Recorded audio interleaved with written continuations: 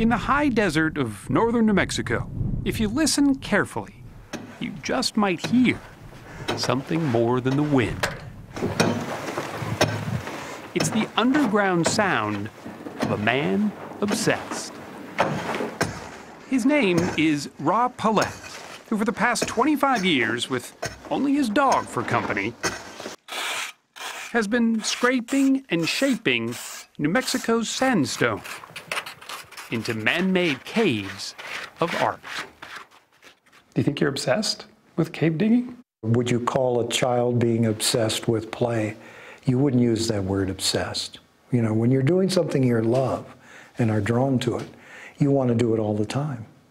So this is sort of the cave staircase, huh? Yeah. He calls them his wilderness shrines, massive in scale, poetic in their design.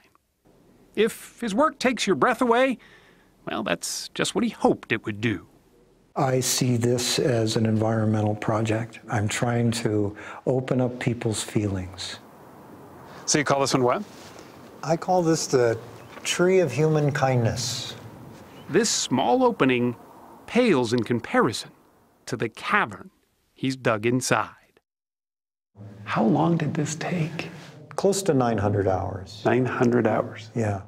You wanted, though, the sense of sort of being enveloped by a tree. Yes. He sees himself as a magician, playing with space, both big and small, who creates what he calls the cave effect. It has a lot to do with the juxtaposition of opposites, the sense of being underground with light streaming in, the intimacy of being in a cave, yet the columns end up very large, sometimes 30, 40 feet high. He has no degree in sculpting. He's not a structural engineer, and he's not an architect. He's simply a man who found his passion. Most of the wonder that I feel is in the actual making of the caves. Once they're made, You move on. I move on if I want fresh wonder. He's found that fresh wonder digging about a dozen caves so far, most commissioned by nearby residents who want a piece of livable art. What was here before you started digging? Well, there was just hillside.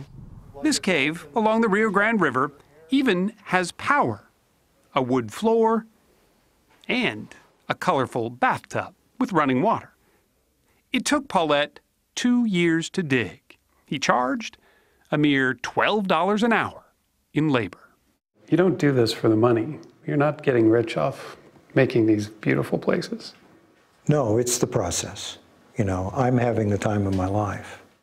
You can see the way they're offset here. Amazingly, Paulette's designs have been largely unnoticed. Until recently, that is. I use only hand tools, shovels, mattocks, scrapers. A documentary filmmaker heard of the caves and spent 3 years following Paulette as he dug. The result was Cave Digger, a film so unique it was nominated for an Academy Award. I'm in the big time now, so now.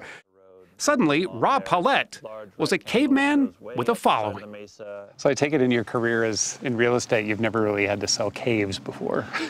This is definitely a first. Realtor Tom Abrams is now selling 2 of Paulette's caves, along with the 200 or so acres around them, for close to $1 million. But Paulette won't see any of that money. It all goes to the seller. Does it ever get lonely up here, doing all this work? You know, I'm never lonely. He agreed to show us his latest project. This is the largest thing I've ever done. He calls it his magnum opus. I'm taking all the things that I've learned in all the other caves over the years and finally getting an opportunity to experiment with gilding the lily.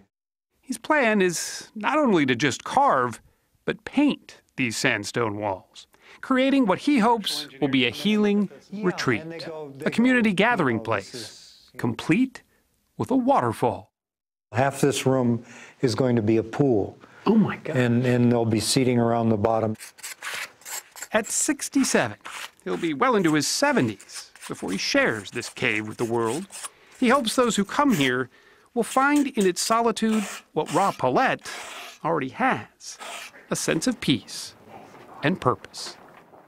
If there was one simple thing you wanted people to take away from being in one of your caves, what would it be? At least a moment or a length of time in which they had a deeper feeling and deeper understanding of themselves and life.